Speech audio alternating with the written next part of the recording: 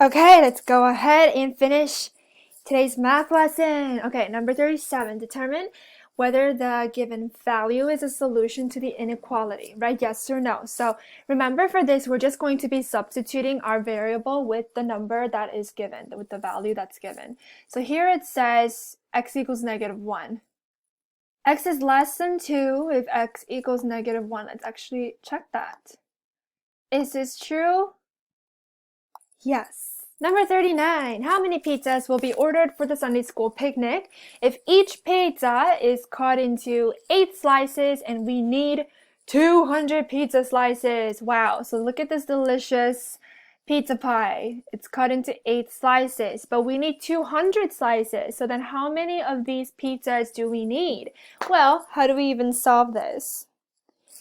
We will divide. Yep, so we're going to do 200 total slices divided by 8, cut into 8 to see how many pizza pies we need to order. So let's go ahead and do that. 200 divided by 8.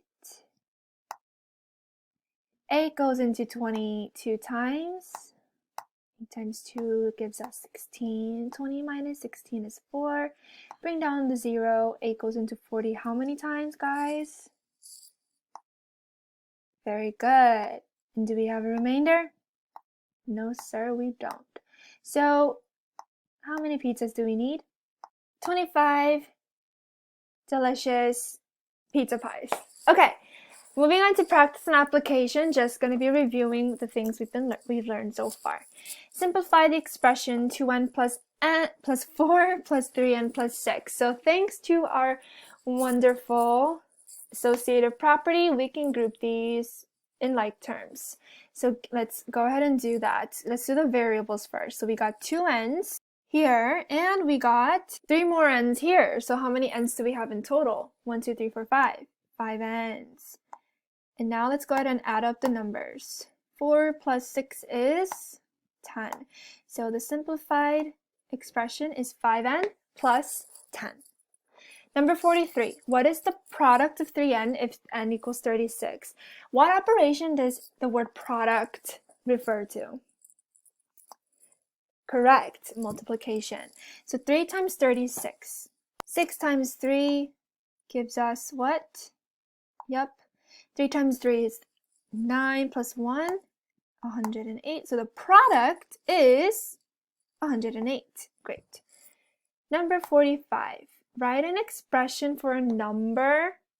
So a number, that's a variable. We're going to write n plus 3 multiplied by 6. So let's follow that order. N plus 3 multiplied by 6. But our order of operations tells us that since we're going to add first, we should put parentheses here, because otherwise we're going to be doing multiplication first. So that's our answer. The parentheses do matter in this case, okay? Number 47, write true or false. And we're going to see if this equals 24 plus 36. So let's do this first. What is 24 plus 36? If you said 60, you're correct. Now let's see if this equals 60. So to the distributive property, 3 times 8 is 24. 3 times 12 is 36.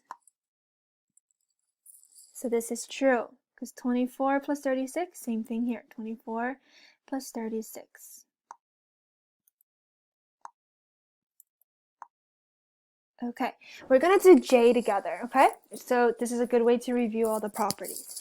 Identify the steps shown as the associative, the commutative, and or the distributive property, and then simplify the expression. Just a quick chart that might help you refresh your memory.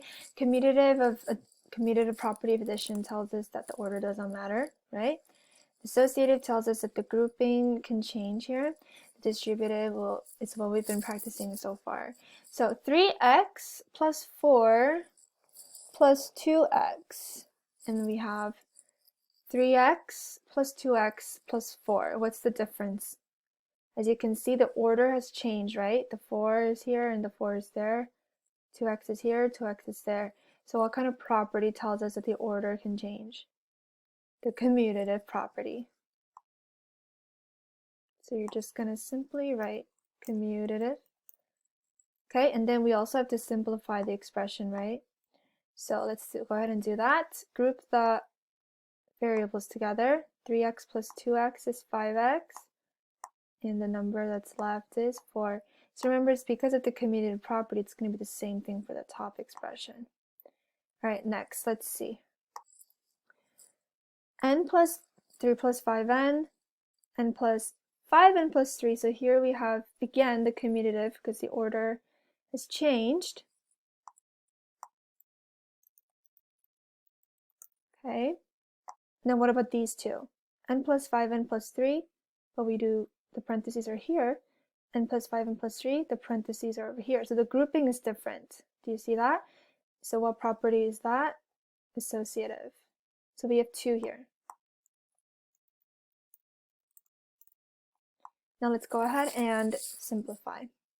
Okay, so if it just says n, remember there's like an invisible 1 in front of it. So 1n plus 6n is, sorry, 1n plus 5n is 6n.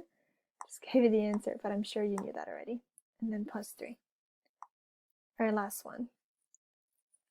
7 times y plus 3y, and then, yeah, so you can see it has been distributed. So 7 times y and 7 times 3y. So this is obviously the distributive property. Let's go ahead and simplify this. So we got 7y, 7 times y is 7y, plus 7 times 3y, 7 times 3 is, yes.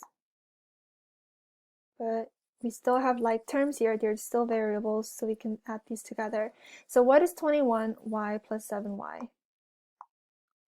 28y. So many y's, so many questions. Cool. Great job, guys. I'm super proud of you. That's it for math. Go take a break, get some water, do some stretches, and I will see you in English. Bye.